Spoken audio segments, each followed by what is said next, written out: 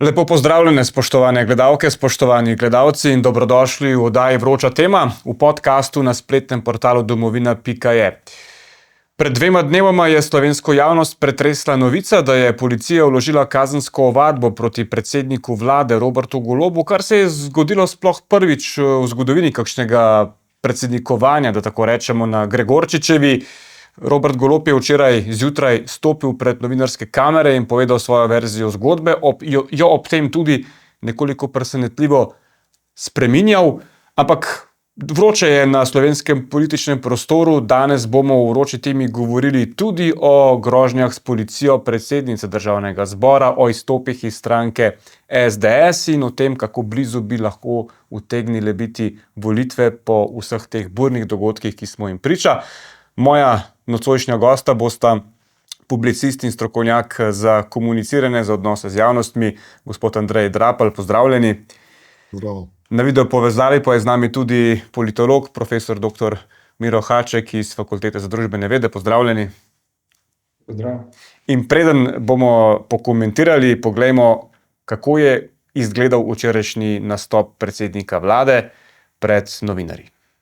Preden sta bila oba imenovana, tako ministrica kot tudi direktor policije. Jaz sem jih takrat prvič spoznal, to je bilo 31. maja, dan pred imenovanjem. Tatjana Bobnar je bila tista, ki je še pred volitvami, v času, ko je bila zaposlena na policiji, iskala kontakt z mano, 2-krat bila pri meni na svojo lastno pobudo in ona je tista, ki je meni govorila o seznamu janšistov, s katerimi bo očistila policijo, če bo le dobila priložnost, da bo postala notranja ministrica. Ona je bila tista, ki je iskala kontakt, ona je bila tista, ki je uporabljala izraz janšisti in ona je dobila ta mandat z moje strani. Ja, Robert Golob torej pravi, da je Tatjana Bobnar tista, ki je želela počistiti z janšisti, čeprav je pred časom sam izjavil, da je imela samo eno nalogo, da očisti političnih kadrov policijo. Videl sem precej izjav različnih strokovnjakov za odnose z javnostmi, gospod Drapelj. Kje je tukaj strokovnjak PR, ki bi mu svetoval, kako nastopiti, češ da vsakič, ko stopi pred kamere, pove neko novo neumnost? Kako ste vi videli njegov nastop? Zdaj vprašanje, o katerem govorimo, pravzaprav niti ni toliko, oziroma seveda je v temelju vprašanje odnosov z javnostmi, ne. Se pravi, kako pravzaprav ne kako predstaviti, ne, ampak pravzaprav v resnici kako komunicirati z različnimi javnostmi, ne.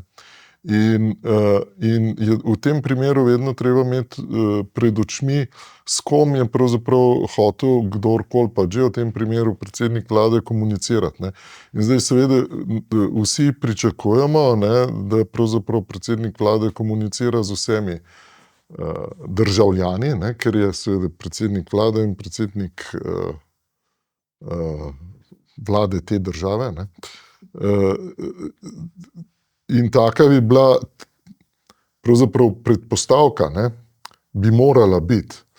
Seveda zadrega razvoja v Sloveniji v zadnjih desetletjih je pravzaprav ta, da predsedniki postajajo vedno manj pravzaprav predsedniki vseh javnosti, ne.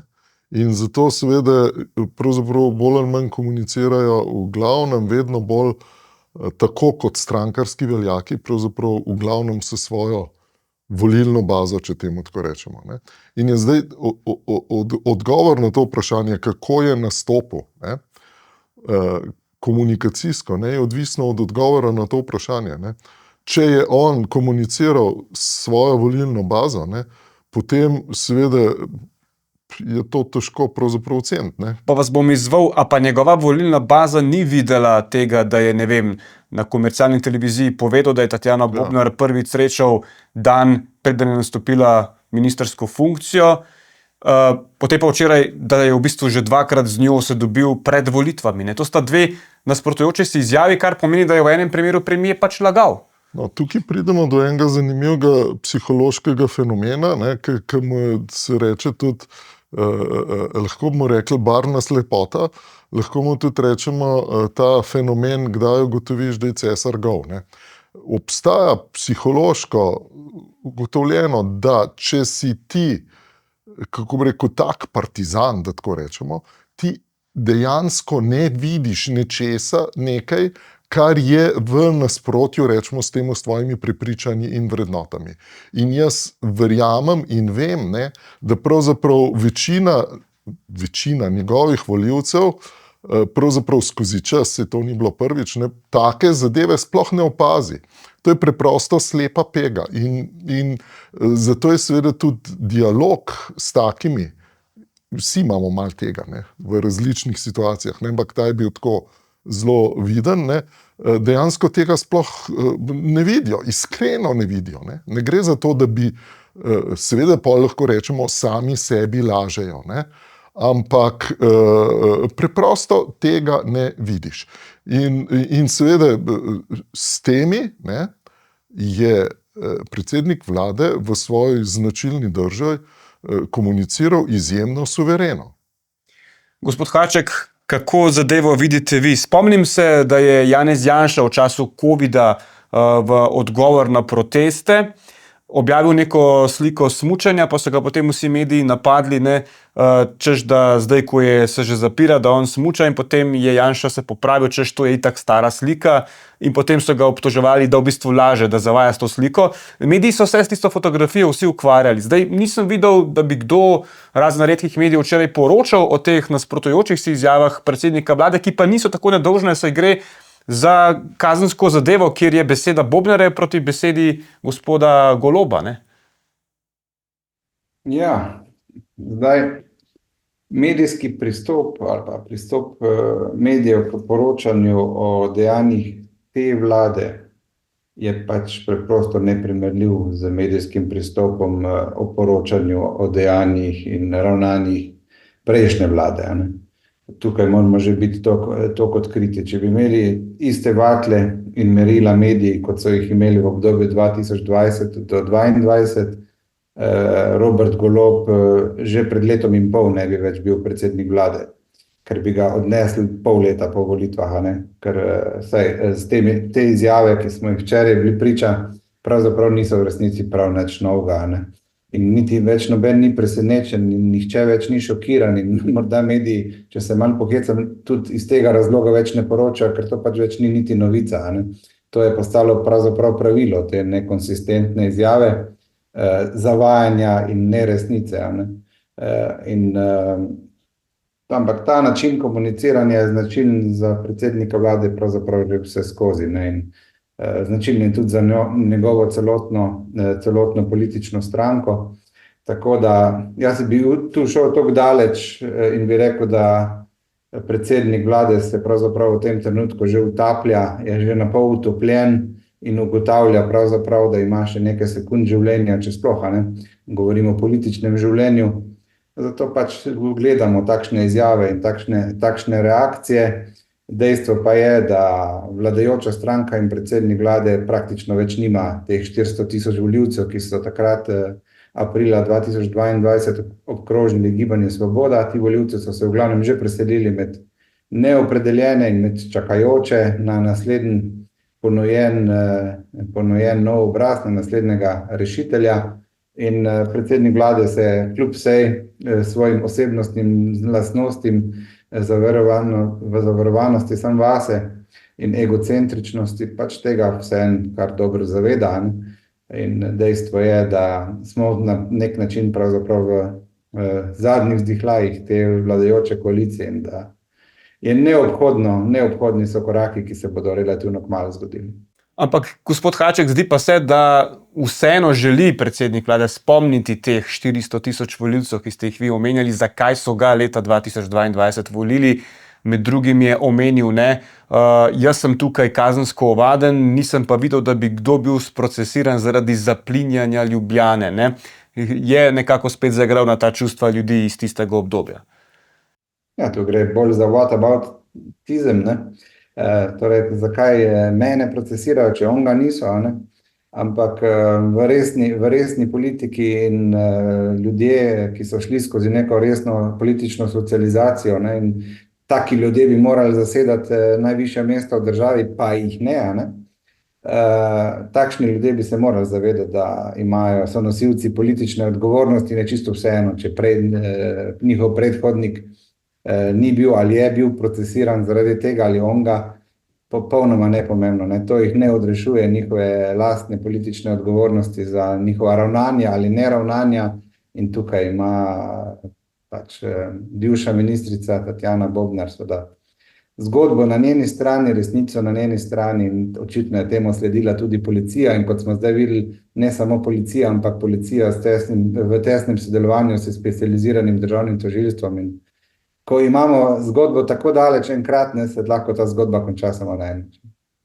Gospod Rapel, ampak dobro je Svoboda kakšno leto in pol skoraj da jadrala na tem antisentimentu, ne, proti Janši, in na nek način opravičevala to, da saj nismo še naredili, pa bomo, ampak prej je bilo pa itak slabše, smo dobili ta mandat. Kako dolgo po vaše lahko ta vlada, ta koalicija, ta večina še vztraja na tem strahu pred vrnitvijo osovraženega, da tako rečeva, Janeza Janše? Jaz bom tako paradoksalno rekel, ne, da ta vlada to počne že 20 let. Kaj sem hotel s tem povedati? Da ta vlada je zgolj minljiv trenutek na enem večjem valu, ki je pa točno ta, anti-Janša val, in pač ta signal, ki ga je zdaj predsednik vlade dobil, ne, ga je dobil od svojih. To ni, se pravi, to je pač del tega vala, ne. Kot je profesor Haček rekel, to pač so redki še ne opazijo, da so to zadnji izdihljaji, ne. Problem je ta, da ta zadeva se bo nadaljevala, in nadaljevala se bo seveda tudi zato, ker je, če gremo nazaj na polje komuniciranja, ker je pravzaprav sistematično bilo vpeljano na vse ravni dialoga, če lahko temu tako rečem, v Sloveniji, od političnega do družinskega, ne, je vpeljana en sistem polarizacije in en sistem pravzaprav, ki ima v ozadju še hujšo, še bolj zloveščo dimenzijo, in sicer, da se sploh ne znamo več seveda pogovarjati, ne. Pogovarjati se pomeni komunicirati, pogovarjati se seveda z nekom, ki misli drugače. In šele takrat je pravzaprav to res dober, konstruktiven pogovor. In na vseh ravneh, seveda to se pa potem na koncu najbolj odraža v politiki, ne, ko pridemo pravzaprav do te polarizacije, o kateri že vsi govorijo. Jaz sem poskušal samo razložiti, kakšne globoke korenine ima ta polarizacija, ki pač je zdaj zakon v Sloveniji. Ampak oglasil pa se je nedolgo nazaj Milan Kučan, intervju za Večer, pravi, novi obrazi in anti-Janša sentiment ne bosta več dovolj za zaupanje ljudi na naslednjih volitvah. Se vi s tem strinjate, ali se da s temi komunikacijskimi pristopi spet ustrašiti ljudi pred Janšo? V Sloveniji ne obstaja prav veliko sposobnih politikov. Pa zdaj ne govorim o tem, koliko se lahko nekdo strinja z njihovimi vrednotami, ne. Ampak govorim samo o tem, ali so politično sposobni, ne. In gospod Kučan zagotovo je prvi med njimi, ki ima toliko kilometrine in za razliko od 99% politikov, ki jih ta trenutek gledamo, ne, da seveda rekel, jaz si ga ne upam interpretirati, zato ker vem, da je najverjetneje 2 ali 3 korake pred mano. Gospod Haček, kako ste vi razumeli izjave prvega predsednika Republike Slovenije? Ja, kar dobesedno pravzaprav povedal je to, kar večina političnih analitikov že kar en čas govori, ne, da zgolj anti-Janša program in anti-Janša sentiment enostavno več nista dovolj, če sta že 2022 morda bila v tistem post-covidnem trenutku, zdaj več nista, ne? In poleg anti-Janša programa bo potrebno še kaj drugega pokazati, ne? Še tudi kakšne javno-politične rešitve, še tudi kakšno reformo. Konec koncev se bodo ljudje na naslednjih ali pa pred naslednjimi državnozborskimi volitvami vendarle morali enkrat že v Sloveniji vprašati, a nam je ta politik všeč, a ne, to je napačno vprašanje. Morali se bodo vprašati, a nam gre dejansko boljše, kot nam je šlo pred zadnjimi državnozborskimi volitvami, ali nam gre slabše, a ne? Ali lahko pridem do zdravljenja, ali javna šola še isto kvaliteto, kot jo je imela in podobno, ne? To so vprašanja, ki bo jih treba enkrat vendarle vsak pri sebi, ki bo jih moral vsak pri sebi odgovoriti in ne hoditi na volitve in glasovati čustveno, zato ker ima nekdo lepo frizuro ali pa je lepo zagorel. Ja, ampak da je v bistvu konec obdobja, ko se v slovenski politiki polariziramo, ko spremljamo sovražno retoriko. To so zdaj nekako sporočila, ki jih dajeta Anže Logar in Evo Irgl, ki gresta v teh dneh na svoje, izstopila sta namreč iz SDS-a. Poglejmo si pravzaprav, kako je Anže Logar to skomuniciral na socialnih omrežjih. Globoko v sebi si vsi želimo sodelovati. Da izboljšamo družbeno klimo, da postavimo uspešno gospodarstvo v jedro zmagovite Slovenije, mlade ohranimo doma, zagotovimo varno prihodnost in povrnemo zaupanje državljanov v institucije. Ljubiti si je treba in nekaj narediti. Ja, tako, gospod Drapal, tudi Aljuš Pertinač v kolumni za Domovino danes piše o tem, da je Anže Logar neke vrste novi Golob za desnico, in da težko razume, zakaj bi izstopil iz stranke in iskal zdaj politično širino. Kako ste vi razumeli te besede Logarja? Poskušal bo na način kot Golob, ne? Da moramo biti vsi bolj strpni. Diskurs je podoben na nek način, ampak družba pa polarizirana bolj kot kdajkoli prej. A je ta način komuniciranja zdaj še dober za privabljanje novih volivcev? Jaz bom tako rekel, jaz se sicer strinjam s profesor Hačkom, da kako bi se morali volilci odločati, ne? Ampak sem nažalost glede tega relativno pesimističen. Mislim, da so pravzaprav te sentimenti, jim rečemo anti-Janša ali pa anti-karkoli, se imamo tudi antifašizem, antifa skupine, marsikaj, ne, pravzaprav se odvija dobesedno kot anti, ne. In se bojim, da je to, poudarjam, da je to še zmeraj sentiment, na katerem se lahko igra in se igra. Se pravi, ta varianta, ki je Tony Blair začel, tretja pot in tako naprej, vse te so se izkazale pravzaprav za zelo medle, ne izstopajoče in seveda te določene izjave Anžeta Logarja se da razumeti pravzaprav v tej smeri. Nisem prepričan, če lahko kdorkoli, pa zdaj ne govorim o njem, ne, če lahko kdorkoli politično v tem prostoru na tej poti zdrži. To zdaj govorim izrazito proti svojim moralnim in drugim načelom, ne, ker si tega absolutno ne želim, sem pa kot rečeno skeptičen, ker mislim, da jih bo to brezno, seveda tudi medijsko, ne, ki je izrazito seveda tudi interesno usmerjeno in tako naprej. Zadaj so jasno interesi, zadaj so jasno državni proračuni, zadaj so tisoči državnih uslužbencev in tako naprej. Kot je rekla Margaret Thatcher, ko enkrat ta javni sektor preseže neko razmerje, je pravzaprav konec zgodbe. To je trenutek brez povratka, zato ker ti volivci bojo vedno zaradi lastnih interesov pravzaprav skočili na nek ta vlak, ki si ne želi tega, kar je pravzaprav profesor Haček lepo omenil. Je pa bilo zanimivo komuniciranje Janeza Janše z javnostjo ob odhodu Anžeta Logarja in Eve Irgl. Videli smo, da je Anže Logar zelo kratko sporočilo poslal, da izstopa in tikal predsednika SDS, da mu želi veliko sreče.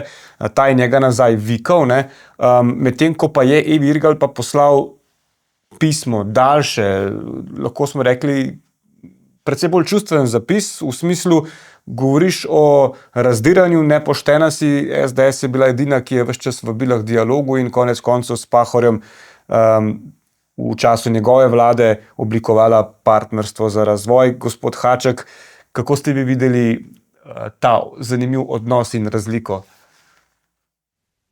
Ja, jaz se tukaj pravzaprav lahko strinjam s kolego, ko govori o težavah zapolnjevanja tega vmesnega prostora, ki v Sloveniji nastaja ob tej, da že precej skrajni pravzaprav polarizaciji.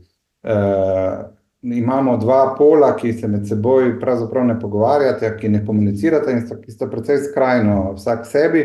Vmes pa je silno veliko tega praznega političnega prostora, ki so ga zadnja leta pravzaprav neuspešno že poskušali zapolnjevati mnogi. Omenimo Konkretno, omenimo Desus konec koncev in omenimo vse te igralce, ki so na nek način poskušali zasedati politično sredino. Tudi Nova Slovenija se je v enem trenutku poskušala premakniti malo bolj proti sredini, pa vidimo, da ji zelo ni uspelo. In zdaj Anže Logar je samo naslednji vrsti igralcev, ki bo poskušal zapolniti ta prostor in seveda se strinjam, ne bo mu niti slučajno lahko.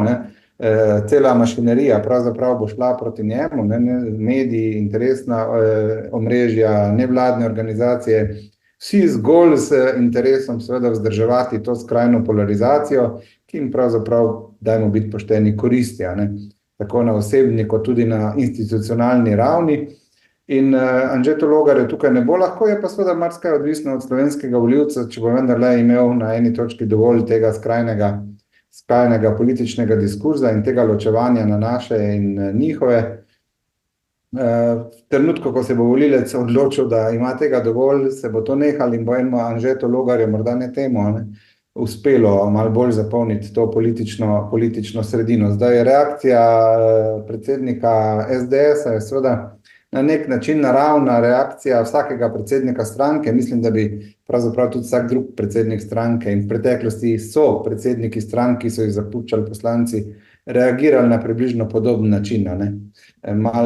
Mal tak, kako bi rekel, čustven, rahlo čustven način, ko te zapušča nekdo, ki je bil v tvoji stranki, peljal politično pot v tvoji stranki 10, 20 ali še več let, seveda je na nek način rezultat neka čustvena reakcija, ki jo tokrat lahko bolj opazujemo pravzaprav na strani Janeza Janše kot na strani Eve Irgl in Anžeta Logarja. Na njuni strani je precej hladne tehničnih sporočil spremljamo, gostovanja v raznih oddajah in kot da sta na nek način se v zadnjih 20 letih ni zgodilo skorda nič, ampak to ne bo nič pomagalo, še pred njima je še vedno zgodba, pa pred tudi njunimi sodelavci zgodba, ki bo težka zgodba, in tukaj bosta trčila ob mnogo različnih interesov, kot rečeno, in ne bo ima lahko, in če bosta uspela politično preživeti, morda zbrati 10 ali celo več odstotkov, bo to že relativni uspeh. Ja, gospod Drapelj, kako ste vi videli to komuniciranje recimo z Evo Irgl, zelo čustven zapis, obtožuješ nas, kot da mečeš slabo luč na nas, da smo mi bili proti sodelovanju, pa čeprav smo mi vedno ponujali roko drugi strani. Ja, tukaj seveda to vprašanje žrtve, kdo je žrtev, kdo je zmagovalec. In Janez Janša je to pravzaprav tudi mimogrede namignil v svoji oceni tega boja dveh polov v Sloveniji, da seveda sta za zločin vedno pomembna dva, ampak eden je zločinec. In s tem je seveda namignil, da je on žrtev kar seveda v tem trenutku, ne, tudi zaradi sodnega procesa, ne, pravzaprav verjetno osebno toliko bolj jasno doživlja in seveda tudi je pa to točno vprašanje, ne, pravzaprav to, ker seveda tudi druga stran, ne, razmišlja in čuti enako, ne. Mi smo žrtev, ne, pravzaprav te zadeve. Zdaj nisem govoril seveda o Irglovi in Anžetu, ki sta pač se poskušala iz tega izviti. Reakcija je logična, jaz bi tudi na njunem mestu bil suh in racionalen in tudi logično je, kako je Janša reagiral, ampak to se dogaja, kot rečeno, na enem širšem polju te pravzaprav polarizacije, ki je skrajno nezdrava in pravzaprav ne omogoča nič. Ne. In dokler ne bom šel nazaj na to zadevo, ne, in tukaj se vidi konc družinskih vrednot in tega, ne dogaja se to ne v družini, nikjer se več ne pogovarja. Ja, in kako se pogovarjajo v državnem zboru, ne, smo videli minuli petek na izredni seji na temo dogajanja na Ministrstvu za kulturo, ko je bil napaden poslanec SDS-a Andrej Hoivik. Poglejmo. Da meni, poslancu, ki sem vam enak, grozite, da sem jaz zdaj kršil in sem v kazenskem postopku in nekaj, ker nisem prijavil tegale. Prosim, spoštovana to ni Nataša grožnja, Sukič, grožnja s postopkom ni grožnja. Tudi Tatjana Graj bi lahko prijavili, tudi Lenart Žavbi lahko Prekinjam prijavili. sejo za 10 minut, da se strasti malo umirijo. Vsi bi lahko to prijavili. Vi, sramota! Mislim, sramota! Kaj takega počnemo? Obtožujete ljudi, ki jih ni tukaj, obtožujete jih na osnovi požareporta. Ja, tako, gospod Haček, vi ste se tudi oglasili na socialnem omrežju X, pravite, da kultura politična v državnem zboru, v hramu demokracije na tako nizki ravni pa še ni bila. Ja, jaz sem v malo nesrečnem položaju, najbrž, ker sem eden tisti, ki mora vsako leto 120 in večjim študentom razlagati o parlamentarizmu in ko govorimo o parlamentu, povem, da je to mesto, kjer se odvija javna razprava, kjer se krešajo mnenja in potem se poišče najboljša možna rešitev in pri tem se zavedam, da za trenutni sklic slovenskega parlamenta, deloma že za prejšnji, za trenutni pa še zlasti sklic slovenskega parlamenta, to pač ne drži, ne. Tukaj kaj dosti pogovora, kaj dosti razprave, še manj pa iskanja najboljših skupnih rešitev za vse nas, praktično ni, ne. Tu gledamo zgolj še samo politični boj in to politični boj nekje v kleteh politične sprejemljivosti.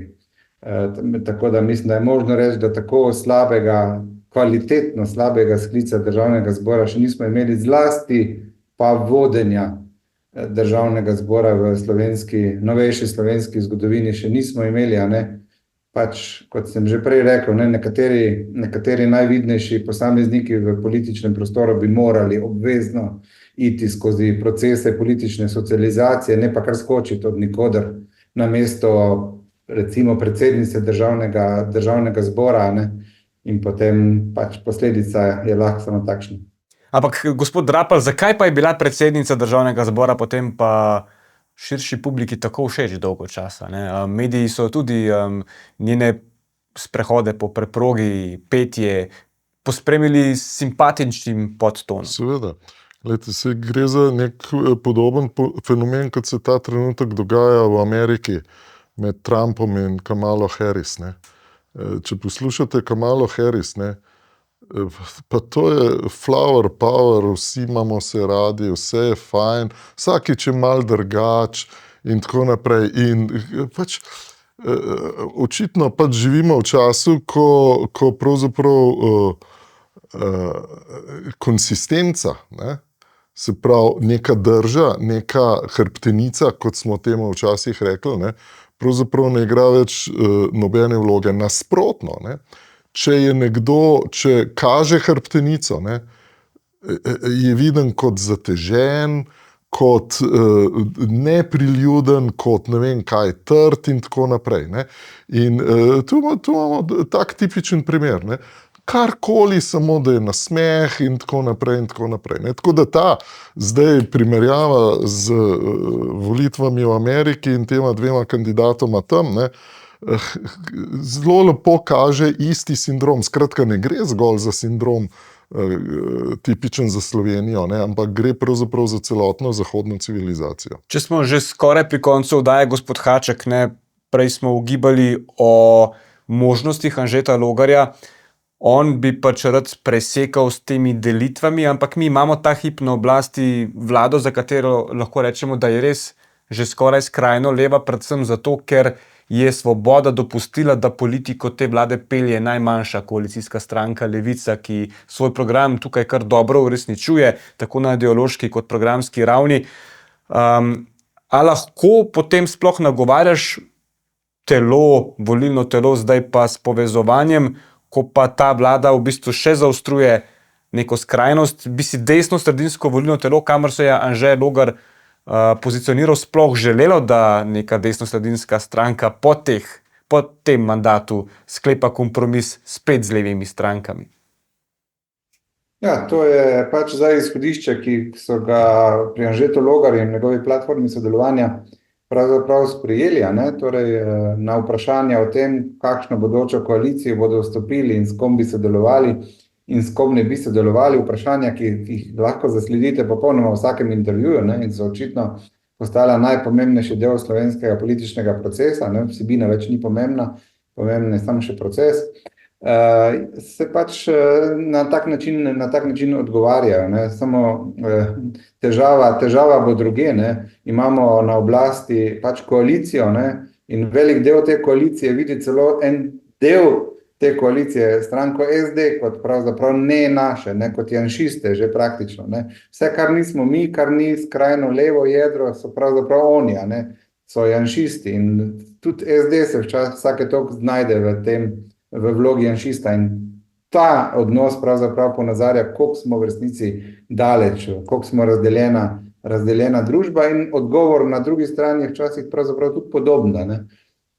In kot pravim, ta vmesni prostor liberalnega, prostor sredinskosti bo relativno težko zapolniti, ker te polarizacije, skrajnosti so pač skrajno zanimive, ne? Tudi za medije, za gledalce, so bolj zabavne, kot je kolega rekel, ljudje se smejijo, nudijo ustrezen politični šov, ne? Zakaj bi kdo volil za tistega zateženega na sredini, ki teži z nekimi vsebinami, z nekimi programi, a ne z nekimi reformami. Dajmo voliti za one cirkusante na levi in na desni, a ne, potem se bomo neizmerno čudili spet 4 leta, da propada zdravstvo, da propada šolstvo, da propada trg dela in da na koncu še pokojnin več ne bo, a ne. Saj, show must go on, kot rečejo politike. Ja, čisto eno zadnje vprašanje še za vas, gospod Haček. A torej je v Sloveniji možna velika koalicija, ki je pravzaprav od leta 1996 nismo videli, ta hip po vaše, in kako so se obnesle velike koalicije v naši soseski, v Avstriji? Bom zdaj razkril en majčken podatek, ki ga pravzaprav do zdaj nisem, ne.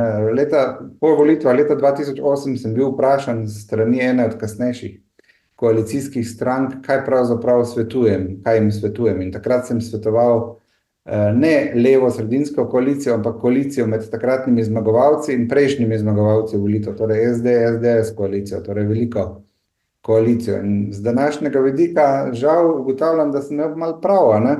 In da je velika koalicija v slovenskem političnem prostoru bi bila zaželena in je nekaj, kar je imelo smisel v dobi dr. Drnovška, ki je znal te koalicije skleniti in je že vedel, zakaj je sklepa, ne?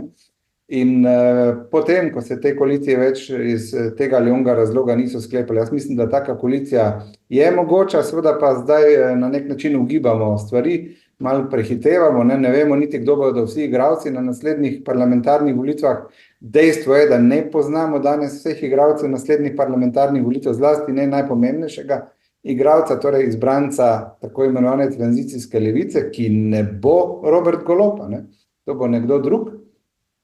In ko bomo poznali vse igralce in ko bomo videli, koliko političnih strank bo prišlo v parlament, če bo to samo 5, bo to zelo težko skleniti kakršnokoli veliko koalicijo, več kot bo strank, lažje bo skleniti neko zelo široko koalicijo. in potem bo seveda se razkrilo, ali je nekaj takega mogoče, zaželjeno, bi pa bilo seveda dobro, ne, za prihodnji razvoj slovenskih javnih politik. Ne, imamo težave praktično na vseh področjih in polarizacija ne bo našla rešitev za nobeno od teh težav. Ne. Hvala lepa, gospod Haček. Zaključna beseda pripada vam, gospod Drapal. Torej ne poznamo glavnega igralca še na levi sredini, ampak ugiba se, bo to sploh nov obraz, bo to star obraz. Karel Erjavec se je prijavil, kako bodo zapakirali novo zmagovalno stranko na levi sredini, če jim bo to uspelo po vaše, gospod Drapal. Kot sem že prej namignil, si ne drznem biti pametnejši od tistih, ki pravzaprav že od leta 1920 vodijo slovensko politiko. To je to. Spoštovana gosta, hvala za obisk na Domovini. Bila je zanimiva debata in izvedeli smo marsikaj zanimivega. Vam pa seveda, spoštovane gledalke, spoštovani gledalci, hvala za pozornost in ne pozabite, jutri sledi tudi Odmev tedna z Vido Petrovčič, gost bo profesor dr. Žiga Turk.